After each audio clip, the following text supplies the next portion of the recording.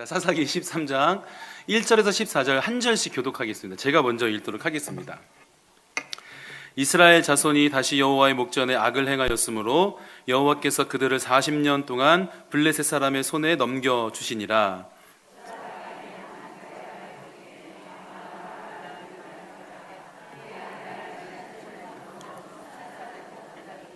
여호와의 사자가 그 여인에게 나타나서 그에게 이르시되 보라, 내가 본래 임신하지 못함으로 출산하지 못하였으나 이제 임신하여 아들을 낳으리니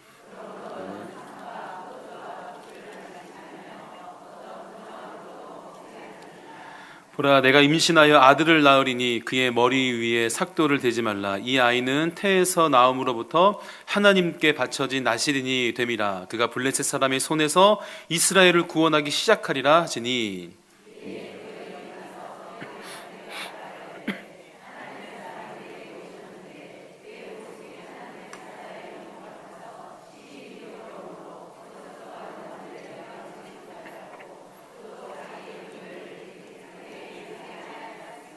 그가 내게 이르기를 보라, 내가 임신하여 아들을 낳으리니 이제 포도주와 독주를 마시지 말며 어떤 부정한 것도 먹지 말라. 이 아이는 태에서부터 그가 죽는 날까지 하나님께 바쳐진 나실인이 됨이라 하더이다 하니라.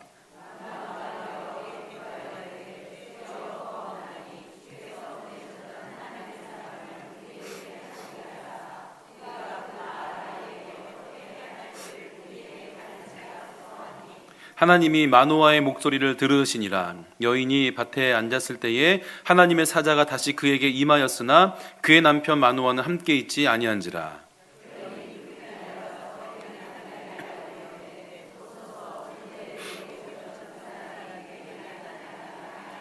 마노아가 일어나 아내를 따라가서 그 사람에게 이르러 그에게 묻되 당신이 이 여인에게 말씀하신 그 사람이니까 하니 이르되 내가 그로다 하니라.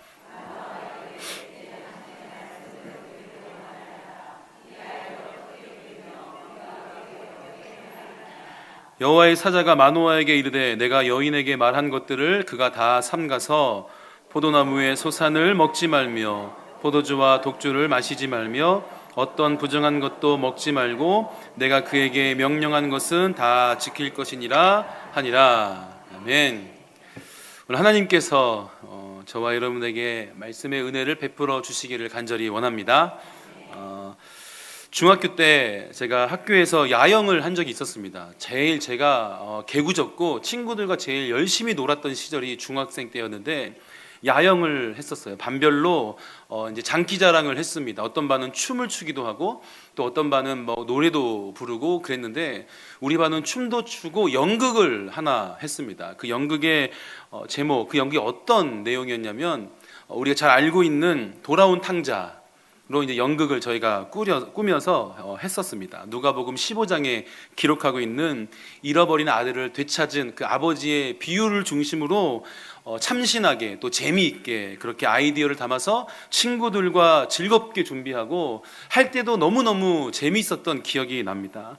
당시에 돌아온 탕자를 선택했던 이유, 제가 이제 감독이 되어서 이제 친구들에게 배역을 정하고 이렇게 저렇게 하자. 왜냐하면 이게 성경 안에 있는 내용이기 때문에 그렇게 이야기를 해서 같이 꾸몄는데 선택했던 이유가 뭐냐면 우선 내용이 굉장히 쉽고 이걸 재미있게 꾸밀 수가 있었습니다. 그리고 게다가 당시 중학생이었던 우리들의 생각 안에는 우리가 그렇게 뭔가 잘못을 했을 때 우리들의 아버지가 좀 그랬으면 좋겠다 하는 그런 기대가 있지 않았나 그런 생각도 듭니다. 그 이야기 안에는 우리가 흔히 돌아온 탕자라고 하는 그 이야기 안에는 우리가 바라는 우리가 누리고 싶고 받고 싶은 은혜가 담겨져 있었던 거죠. 만약에 여러분 둘째 아들이 그렇게 집을 나갔다가 들어왔는데 아버지가 용서하지 못하는 거예요. 받아들이지 못하고 그 남은 인생 품꾼으로 그냥 종으로 살아라 그렇게 했다면 사람들은 이 이야기를 연극으로 하지도 않았을 거고 감동적으로 기억하지도 않았을 겁니다. 사람들이 기억하고 있는 것 그리고 연극을 통해서 계속해서 이 이야기들을 전하려고 하는 이유는 그 안에 흔하게 세상의 기준을 우리가 생각해 볼 수 있지만 그 기준들을 넘어서는 깊은 은혜가 담겨 있기 때문에 그것을 감동스럽게 여기고 좋아하는 것 같습니다. 집을 나가서 재산을 탕진한 둘째 그 아들을 변함없이 사랑하는 아들로 받아들여준 그 아버지의 은혜가 그 이야기에 담겨져 있기 때문이죠. 누가복음을 보면 둘째 아들이 돌아와서 아버지에게 이렇게 말을 합니다. 누가복음 15장 9절을 읽어보면 이렇게 얘기하고 있어요. 아들이 이르되 아버지, 내가 하늘과 아버지께 죄를 지었사오니 지금부터는 아버지의 아들이라 일컬음을 감당하지 못하겠나이다 하나, 그렇게 이야기를 합니다. 그러니까 나는 아들이라고 불릴 자격이 없다, 그렇게 이야기를 하는 거죠. 그리고 고대 다른 사본에는 그냥 이렇게 나를 종으로라도 삼아달라, 그렇게 기록하고 있습니다. 그런데 결과가 어떻습니까? 아버지가 그를 보고 달려가서 목을 안고 입을 맞추고, 그렇게 성경은 기록하고 있고, 제일 좋은 옷을 입히고 손에 가락지를 끼우고 발에 신을 신기고 살찐 송아지를 잡아서 돌아온 것에 대해서 잔치를 벌였다라고 성경은 기록하고 있습니다. 그냥 종으로만, 그래 너 이제부터 내 종이야 해도 괜찮지만 그것을 넘어서는 깊은 은혜가 담겨져 있는 거죠. 용서를 넘어서는 이해할 수 없는 큰 사랑과 은혜를 입게 됩니다. 그 스스로 자격 없다라고 생각했고 그렇게 아버지에게 요구를 합니다. 하지만 아버지의 마음은 늘 변함이 없었다는 거죠. 그 자식이 어떤 일을 행했든 어떻게 돌아왔든 사랑하는 내 아들이기 때문에 그 모든 기준을 넘어서는 용서를, 그 은혜를 아들에게 베풀 수 있었던 겁니다. 그 후에 둘째 아들의 삶이 어땠을까요?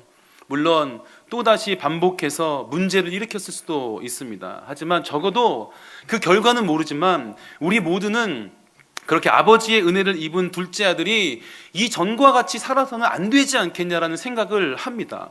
은혜를 입었으니까 이제는 최소한 사고는 치지 말고 조용히 살아야 되지 않겠나, 그렇게 우리는 생각하는 거죠. 솔직히 더 솔직하게 말하면 너는 죽을 때까지 효도해야 돼, 우리는 그렇게 생각합니다. 왜냐하면 그 이상의 은혜를 입었기 때문이라는 거예요. 오늘 본문의 시작을 보면 이렇게 하고 있습니다. 1절을 우리 다시 한번 읽어보도록 하죠. 1절을 이렇게 기록하고 있어요. 시작. 이스라엘 자손이 다시 여호와의 목전에 악을 행하였으므로 여호와께서 그들을 40년 동안 블레셋 사람의 손에 넘겨주시니라. 이스라엘이 다시 악을 행했다, 그렇게 성경은 기록하고 있습니다. 죄에 대한 구체적인 언급은 없어요. 그런데 히브리어 원문을 이렇게 보면 악을 행했다라는 말 앞에 그라는 정관사가 있습니다. 그러니까 쉽게 말하면 이스라엘이 또다시 그 악을 반복해서 행했다라고 기록하고 있는 거죠. 어떤 악일까요? 하나님을 떠나서 다른 우상을 섬기는 것, 다른 것을 사랑하는 겁니다. 하나님을 사랑해야 되는 그 하나님께서 택한 선민인 이스라엘이 하나님을 사랑하지 않고 다시 등을 돌려서 세상을 사랑하고 다른 우상을 사랑하고 섬기게 됐다는 거죠. 늘 그랬던 것처럼 이스라엘은 반복되는 그 죄악의 패턴 속에 있었어요. 이스라엘은 하나님의 은혜로 사사였던 입산과 또 엘론과 압돈의 치하에서 25년 동안을 편안하게 그렇게 지냈습니다. 25년 굉장히 편안하게 지내다 보니까 이제 다시 죄악의 길로 빠지게 된 거예요. 이러한 이스라엘의 반복되는 죄에 대한 하나님의 선택이 무엇이었는가? 바로 블레셋을 도구로 삼아서 이스라엘을 압제하는 것이었습니다. 그런데 이방 나라를 통해서 이스라엘을 압제하는 건 이스라엘이 잘못했으니까 그들을 괴롭게 하려는 목적이 아니었어요. 단순한 징계나 심판이 아니라 그렇게 해서라도 이스라엘이 다시 하나님께로 돌아오게 하기 위함이었던 겁니다. 그것이 이 징계의 목적이었습니다. 우리가 하나님께 속한 백성으로, 하나님의 백성으로 살아가게 하기 위해서 언제나 주님은 그렇게 이방 나라를 통해서 압제할 수도 있다라는 거죠. 게다가 본문을 통해서 우리가 알 수 있는 것처럼 블레셋의 압제는 4년, 10년이 아니라 40년입니다. 사사시대에서 가장 긴 압제의 기간이었어요. 삼손이 통치했던 20년의 2배, 어마어마한 시간 동안 이스라엘은 블레셋의 압제를 받고 있었던 겁니다. 그만큼 이스라엘의 타락은 심각했다라는 거죠. 40년이라는 시간이 그들에게 필요할 만큼, 그만큼 압제를 받아야 할 만큼 그들의 신앙은 무너져 있었던 겁니다. 하지만 40년간의 이 압제는 영적으로 타락한 이스라엘을 멸하시려고 하는 목적이 아니라 그들로 다시 하나님께로 돌아올 수 있게 하기 위함이었다라는 겁니다. 그런데 오늘 본문을 아무리 살펴봐도 블레셋의 압제 가운데 있었던 이스라엘이 회개했다라는 말씀을 찾아볼 수가 없어요. 이스라엘은 늘 반복되는 패턴 가운데 그들이 뭔가 징계를 받으면 하나님께 회개함으로 구원을 받았는데, 그럼 다시 죄를 짓고 다시 또 징계받으면 또 다시 부르짖고 다시 구원받고, 이 패턴이 있었는데, 오늘 본문에는 그들이 하나님 앞에 그 압제 기간 동안 너무 힘들어서 회개하고 부르짖었더니 이런 말씀이 전혀 기록되어 있지 않다는 거예요. 반복되는 이 죄악 속에서 그들은 하나님을 찾지 않을 만큼 영적으로 거의 죽은 것과 같았다라는 겁니다. 이제는 부르짖을 힘도 없고 부르짖어야 할 이유조차 깨닫지 못할 만큼 그들은 영적으로 죽어가고 있었어요. 오히려 블레셋의 통치를 받는 것을 당연하게 여기고 있었던 것을 성경을 통해서 우리는 발견할 수 있습니다. 그런데 하나님은 그런 이스라엘을 그냥 건져주기로, 구원해 주시기로 결정을 하신 거죠.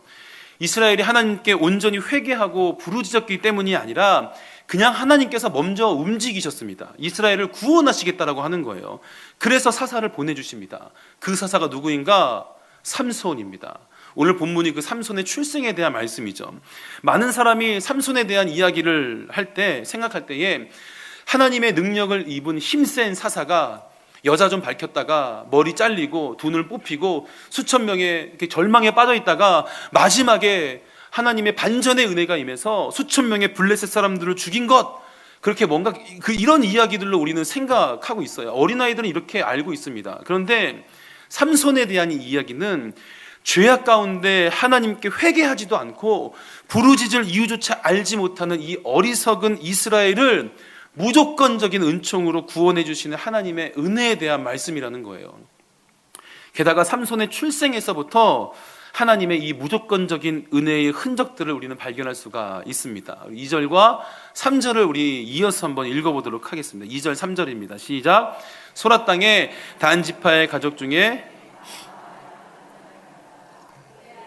임신하지 못함으로 출산하지 못하더니 여호와의 사자가 그 여인에게 나타나서 그에게 이르시되, 보라, 내가 본래 임신하지 못함으로 출산하지 못하였으나 이제 임신하여 아들을 낳으리니.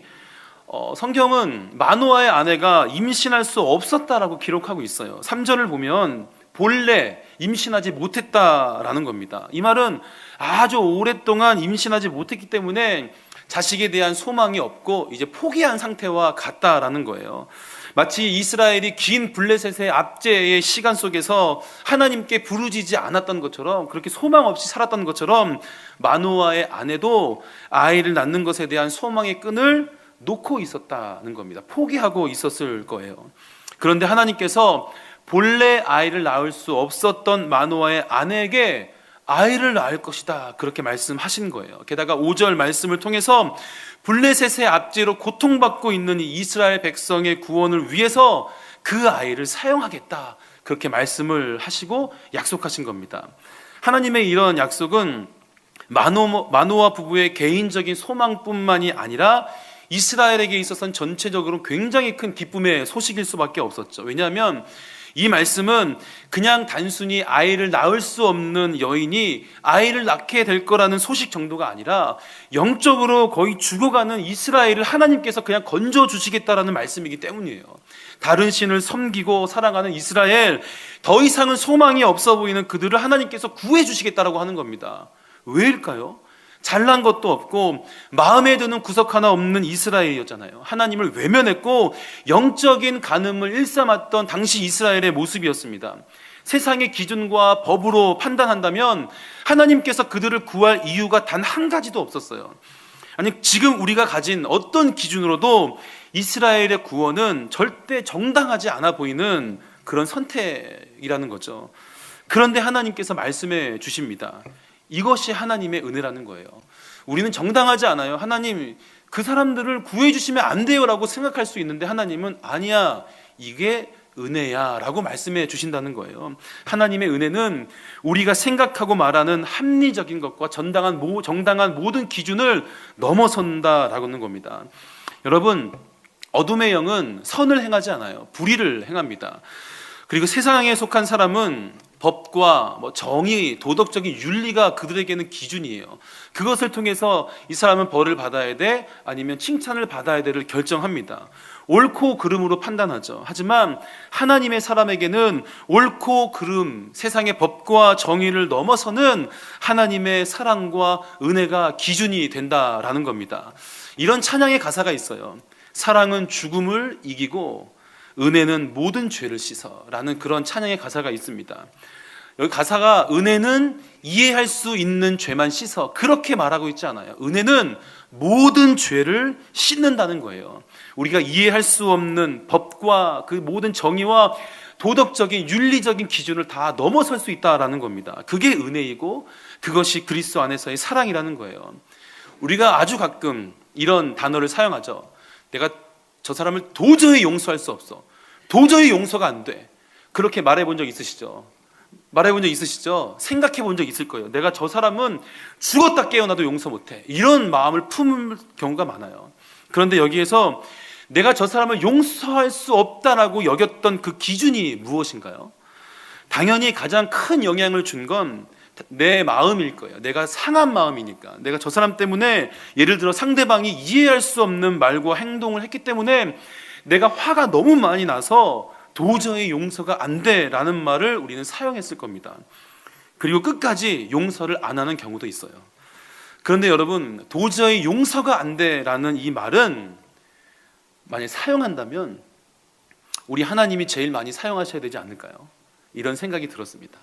정말 도저히 용서가 안 돼라는 말을 사용해야 된다면 우리 하나님만큼 이 말을 많이 사용해야 되는 분은 없을 거예요. 우리가 세운 기준으로 생각해 보면 하나님의 입장에서 도저히 용서가 안 되는 대상은 저와 여러분입니다. 우리들이죠.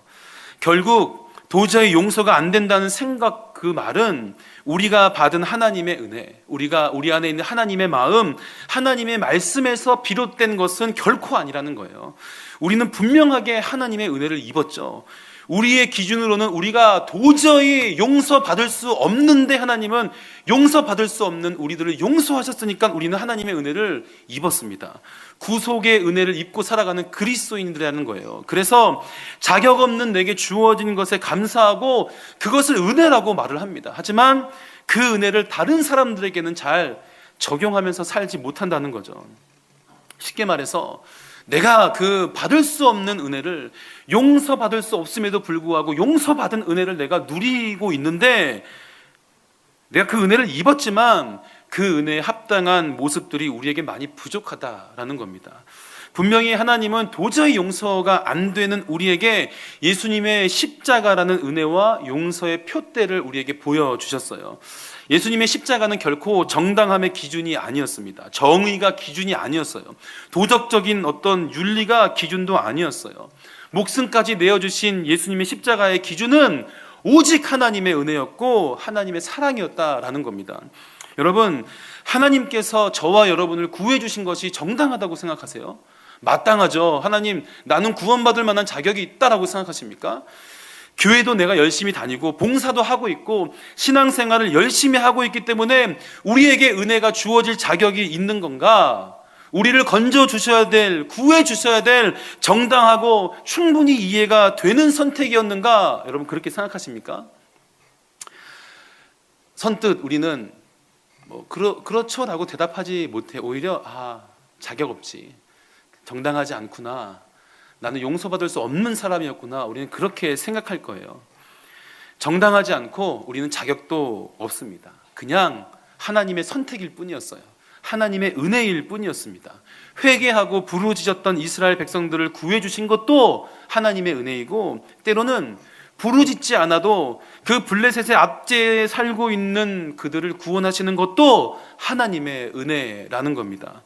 저는 2019년을 우리가 시작하면서 이 사실을 꼭 기억했으면 좋겠습니다. 오직 예수, 주께 더 가까이 우리가 나아가기 위해서는 우리를 향한 그 구원의 은혜, 그 기준이 오직 하나님의 은혜였다는 사실을 우리는 꼭 기억해야 됩니다. 그리고 우리가 은혜 안에 살아가는 그 은혜를 누리는 합당한 삶을 우리는 살아야 된다는 거죠. 그렇게 은혜가 주어졌다면 어떤 반응과 모습들이 있어야 하는가? 먼저 세상 사람들이 어떻게 생각하고 있는지를 살펴보면 세상 사람들은 이런 말을 씁니다. 배은망덕이라는 말을 사용합니다. 은혜를 받았는데 그 은혜를 잊어버렸다는 거예요. 베풀어준 은혜의 보답은커녕 은혜를 원수로 갚는 것을 말하기도 합니다. 그런 사람을 향해서 세상은 뭐라고 얘기합니까? 이 은혜도 모르는 천하의 몹쓸 놈, 이런 식으로 이야기를 합니다. 배은망덕한 놈, 어느 누구도 배은망덕한 분 이렇게 얘기하지 않아요. 나쁜 놈인 거예요. 그거는 세상 사람들이 이야기하는 이 말만 봐도 은혜를 입으면 그 은혜를 우리는 잊어버려서는 안 된다라고 하는 겁니다. 마태복음 18장에 보면 10,000달란트의 빚을 탕감받은 사람이 100데나리온 빚진 동료를 옥에 가두는 내용이 나와요. 여러분, 달란트가 한 32kg에서 34kg 정도 되는 어떤 무게입니다. 데나리온은 3.8g이에요. 10,000달란트 32 곱하기 10,000, 그리고 100데나리온이니까 뭐 3.8 곱하기 100이면 되겠죠. 여러분, 차이가 비교할 수 있습니까? 비교할 수 없는, 계산하기도 힘들어요. 그러니까 말도 안 되는 엄청난 빚을 탕감받은 사람이 자신에게 100데나리온을 빚진 사람을 옥에 가뒀다는 거예요. 이게 말이 되는 건가요? 이에 대해서 10,000달란트를 탕감해줬던 주인이 이렇게 말합니다. 마태복음 18장 33절 34절을 보면 이렇게 기록하고 있어요. 함께 읽어보겠습니다. 시작. 내가 너를 불쌍히 여긴과 같이 너도 내 동료를 불쌍히 여김이 마땅하지 아니하냐 하고 주인이 노하여 그 빚을 다 갚도록 그를 옥졸들에게 넘기니라. 이 비유는 사실 형제를 이렇게 용서하는 것에 대한 메시지입니다. 그런데 넓게 우리가 생각해 보면 은혜를 입었던 사람이라면 그 은혜에 합당한 모습이 반드시 따라야 된다는 거예요. 10,000달란트 탕감받은 은혜를 받았다면 나도 다른 사람에게 그 은혜를 베푸는 것이 그 은혜를 받은 합당한 은혜 받은 자의 마땅한 모습이 될 수 있다라는 겁니다. 그렇지 않으면 어떤 사람이에요? 은혜도 모르는 몹쓸 놈이 된다는 거죠. 배은망덕한 사람이 되는 거예요. 오늘 본문에서는 하나님의 은혜에 대한 이스라엘의 모습은 기록하고 있지 않아요. 하지만 마노아와 그의 아내의 모습은 이렇게 구체적으로 기록을 하고 있습니다. 하나님의 무조건적인 은혜를 받은 후에 보이는 그들의 모습을 통해서 우리도 은혜 안에 살아가고 그 은혜에 합당한 삶의 모습을 발견하면서 그 모습을 갖고 살아갈 수 있기를 바랍니다. 하나님은 소망의 끈을 놓고 있었던 그들에게 아들을 허락해 주시고 이스라엘의 구원의 소망을 허락해 주셨어요. 무조건적인 하나님의 은혜가 그들에게 임한 겁니다. 그리고 마노아와 그의 아내는 그 은혜에 대해서 이렇게 반응해요. 우리 12절을 한번 더 읽어보겠습니다. 12절입니다. 시작. 마노아가 이르되 이제 당신의 말씀대로 되기를 원하나이다. 이 아이를 어떻게 우리가 기르며 우리가 어떻게 행하리까? 가질 수 없는 아이를 하나님께서 주셨어요. 그리고 그 아이에 대해서 마노아는 전적으로 하나님의 뜻을 구하고 있어요. 하나님의 뜻대로 하겠다는 겁니다. 하나님의 은혜를 받은 후에 그의 기도가 참 아름답죠. 여러분, 하나님의 은혜는 우리의 기도를 변화시킵니다. 은혜를 입으면 우리의 기도가 바뀌게 돼요. 어떻게 바뀌는가? 내가 원하는 것을 구하는 게 아니라 하나님의 방법과 하나님의 뜻을 구하게 된다는 거예요. 왜냐하면 하나님께서 나에게 주신 아이, 하나님께서 나에게 은혜로 주신 아이기 때문에 이게 더욱 귀하다는 거예요. 내가 경험할 수 없는 것이, 그 귀한 것이 주어졌기 때문에 더 귀한 자녀가 된다라고 하는 겁니다. 그래서 마노아는 하나님께 온전히 맡기는 거예요. 하나님, 이 귀한 아이, 내가 받을 수 없는데, 내가 낳을 수 없는 아이인데 나에게 주신다고요? 이 아이를, 이 말로 표현할 수 없는 은혜로 주신 아이를 제가 어떻게 제 마음대로 키우겠습니까? 하나하나 다 알려주십시오. 어떻게 길러야 하는지, 어떻게 이 아이에게 행해야 되는지 주님 하나하나 다 알려주십시오. 내가 주님의 뜻대로 이 아이를 키우겠습니다. 왜냐하면 하나님께서 내게 주신 은혜이기 때문입니다. 그렇게 고백하는 거예요. 여러분, 우리가 은혜를 입은 자라면 마노아와 같은 마음을 품어야 됩니다. 이것이 내게 주어질 수 없는 것이기 때문에 내 마음대로 하는 것이 아니라 하나님의 뜻대로 되기를 바라는 마음인 거예요. 사람은 누구나 노력해서 얻은 거면 내 뜻대로 할 수 있다고 생각해요. 내가 노력해서 얻었기 때문에 이건 뭐 내 마음대로 해도 되지. 하지만 우리가 얻을 수 없는 것을 얻는다면, 우리가 가질 수 없는 것을 은혜로 받게 된다면 우리는 그거 우리 마음대로 사용해서는 안 된다는 거예요. 마노아 부부에게 주신 아이는 그들의 노력으로 얻은 아이가 아니었어요. 하나님께서 가질 수 없는 것을 그들에게 주셨습니다. 은혜라는 거죠. 누릴 수 없는 은혜를 그들에게 허락해 주셨다는 거예요. 완전한 하나님의 은혜였습니다. 그렇기 때문에 그 아이는 너무너무 귀했던 겁니다. 그래서 그들의 뜻대로 그 아이를 키울 수가 없었던 거죠. 하나님께서 주신 너무 귀한 은혜이기 때문에 하나님의 뜻대로 드리겠습니다. 그렇게 고백하는 겁니다. 그 이상의 은혜를 받았다면 우린 우리 뜻대로 그것을 사용할 수가 없다는 거예요. 죽어야 될 사람, 누가 봐도 이 사람은 죽겠습니다 라고 말하는 사람이 하나님의 은혜로 정말 기적처럼 살게 됐어요. 그 은혜를 아는 사람이라면, 하나님의 은혜로 살게 됐다는 것을 정말 깨달은 사람이라면, 그 은혜 안에 살아가는 사람이라면 내 마음대로 막 살아갈 수가 없습니다. 하나님께서 주신 말로 다할 수 없는 생명, 하나님의 뜻대로 하나님의 영광을 위해서 살아가게 된다는 거예요. 왜냐하면 전적인 하나님의 은혜이기 때문이라는 거죠. 내 것이 아니라 가질 수 없는 내게 주신 하나님의 것이고 하나님의 선물이기 때문에 내 뜻대로 우리는 살아갈 수가 없습니다.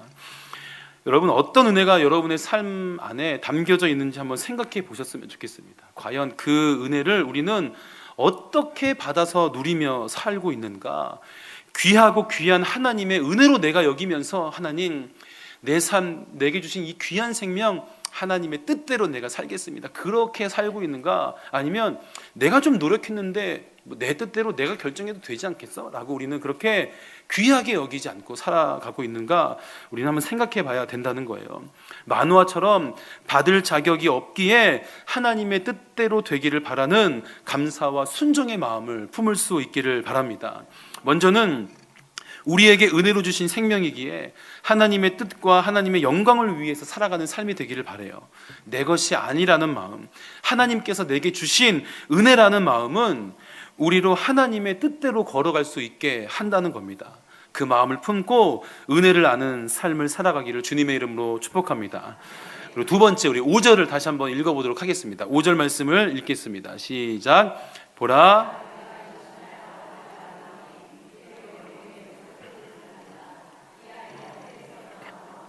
하나님께 바쳐진 나시림이 됨이라. 그가 블레셋 사람의 손에서 이스라엘을 구원하기 시작하리라 하시니, 하나님은 말씀을 통해서 삼손을 통해 이스라엘의 구원을 내가 완성시키겠다 그렇게 말씀하지 않으셨어요. 구원하기 시작하겠다 그렇게 말씀하셨습니다. 이스라엘이 블레셋을 완전 정복한 건 다윗의 때였습니다. 삼손의 때가 아니었어요. 자, 그럼 현재 상황을 한번 생각해 보죠.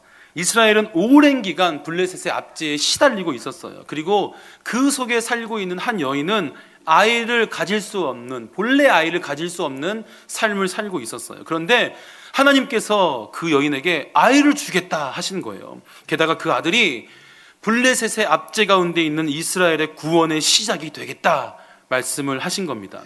이스라엘을, 압제 속에 있는 이스라엘을 구원하기 위해서 그 아이를 쓰시겠다 하나님께서 말씀하시는 거예요. 여러분, 뭔들 못하겠습니까?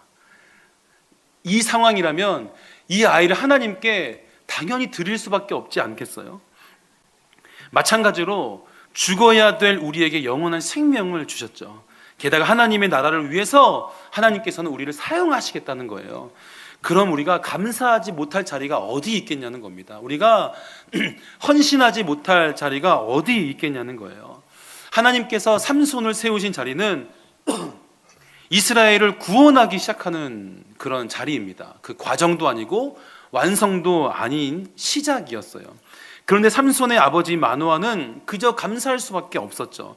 삼손이 구원의 시작이 되든 구원의 과정이 되든 구원의 완성이 되든 하나님께서 가질 수 없는 아이를 내게 주셨고, 그 아이를 이스라엘의 구원의 도구로 사용하시는 것에 그는 집중할 수밖에 없었던 거죠. 그러니 무슨 자리든지 간에 하나님께서 주신 은혜의 삶이기 때문에 그는 감사할 수밖에 없었던 겁니다. 많은 사람들이요, 이렇게 주인공의 자리에 서고 싶어 합니다. 눈에 좀 잘 보이고 많은 영향력을 행사할 수 있는 자리를 다들 좀 원해요. 그런데 모두가 눈에 잘 보이는 곳에 있을 수는 없어요. 우리 예배를 한번 예로 들어볼게요. 예배를 구성하고 있는, 구성이라는 표현이 적절하지 않지만 설교하는 사람이 있고 찬양을 인도하는 사람이 있습니다. 그리고 반주자도 있고 방송실을 섬기는 사람도 있고 이렇게 성가대도 있고 대표 기도자도 있고 안내하는 분들도 이렇게 계시고 예배하는 예배자들도 이렇게 있죠. 여러분이 보시기에는 어떤 자리가 제일 중요한 자리라고 생각하세요?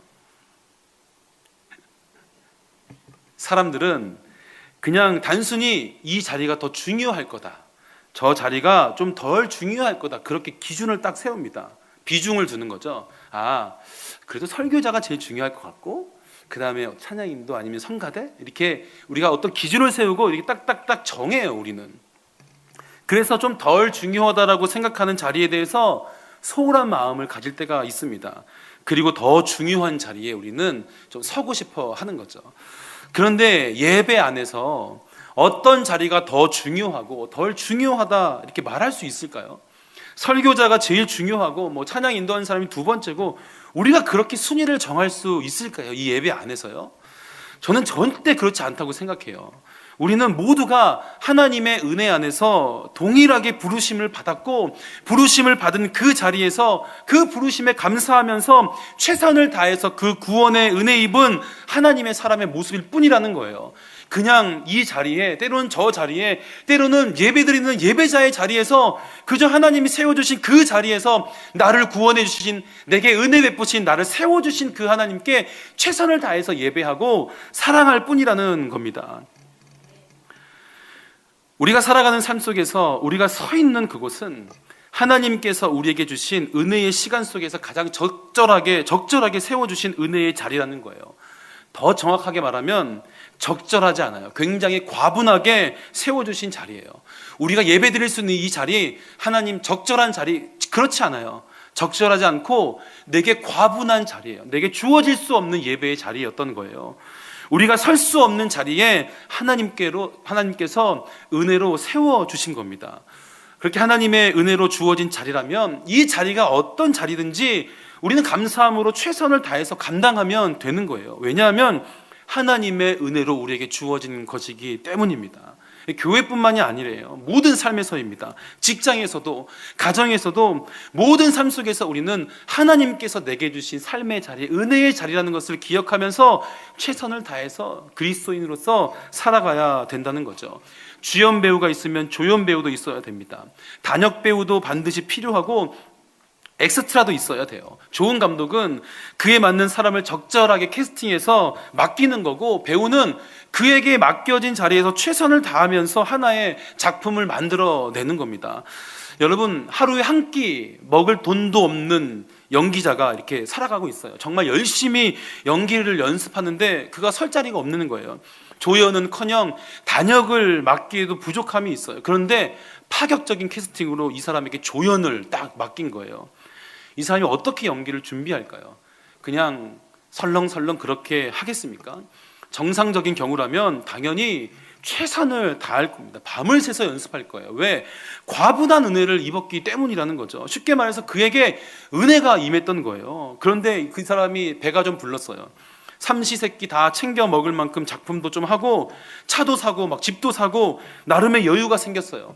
주연의 욕심이 좀 생긴 거죠. 그랬더니 캐스팅을 거절하기 시작하는 거예요. 조연을 딱 줬는데 계속 거절하는 거예요. 왜? 주연을 하고 싶으니까. 이런 사람들은 100% 연기 인생이 끝날 수밖에 없습니다. 여러분, 은혜는요, 주연급 배우에게 주인공의 자리를 맡기는 게 아니라 조연급도 안 되는 배우에게 주인공의 기회를 주는 것과 같다고 저는 생각해요. 그런데 그와는 비교할 수 없는 큰 은혜가 우리에게 임했습니다. 우리에게는 하늘과 땅이 만나는 기적이 우리의 삶에 일어났다는 거예요. 여러분, 그 은혜가 우리에게 임했는데 어떻게 하시겠습니까? 이거 거부하시겠습니까? 나는 더 큰 은혜를 원합니다. 거부요. 그렇게 하실 거예요?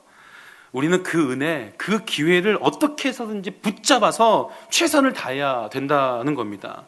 지금 이곳에 있는 모든 분들 가운데 누구도 구원받기 합당한 사람은 없어요. 한 명도 나는 구원받기 합당한 사람이야 라고 말할 수 있는 사람은 존재하지 않습니다.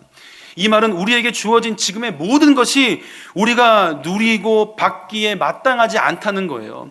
마땅히 내가 서 있을 만한 사람이기 때문에 주어진 거고, 내가 누릴 만한 사람이기 때문에 나에게 주어진 것이 아니라는 겁니다. 언제나 그 모든 것이 나에겐 과분한 자리이고 과분한 은혜라는 겁니다. 그렇기 때문에 나를 세우신 삶의 자리에서 우리는 늘 감사하면서 최선을 다하는 것이 그 은혜에 대한 합당한 모습이라는 거예요. 은혜이기 때문에 불만이 생길 수도 없고 감사할 수밖에 없다는 겁니다. 그렇게 은혜를 입은 사람은 맡겨진 그 자리를 소중하게 생각할 수밖에 없다는 거죠. 여러분이 서 계신 곳에서 저는 감사할 수 있는 마음이 막 넘쳤으면 좋겠습니다. 왜냐하면 우리가 서 있는 곳은 하나님께서 우리를 세워주신 하나님의 은혜의 자리이기 때문입니다. 주님께서 부르신 자리라는 거예요. 은혜 입은 사람은 서 있는 곳에서 감사할 수 있습니다. 하나님을 예배하게 됩니다. 왜냐하면 이 자리에 서 있는 것이 하나님의 은혜이기 때문입니다. 제가 정말 선명하게 경험한 게 있어요. 노래를 여러분 잘하는 것 은혜라고 생각합니다. 저는 노래를 잘하는 것 은혜예요. 그런데 전 노래할 수 있는 것만으로 은혜라는 것을 제가 성대수술한 뒤에 깨달았었어요. 저는 빨리 뛸 수 있는 것이 또 하나님의 은혜라고도 생각합니다. 그런데 걸을 수 있는 것도 하나님의 은혜라는 것을 다리수술하고 저는 깨달았어요. 그러니까 이 작은 것, 우리가 감사하지 마땅하다고 생각했던 것이 마땅하지 않은 거예요. 하나님께서 내게 주지 않으시면 나는 노래도 못하고 나는 걸을 수도 없구나. 우리는 이 모든 것이 하나님의 은혜라는 것을 꼭 기억해야 됩니다. 여러분, 지금 서 있는 곳에서 하나님을 기뻐할 수 있기를 바랍니다. 세워주신 자리, 그 하나님의 은혜의 자리에서 하나님을 예배하는 여러분이 되시기를 주님의 이름으로 축복합니다.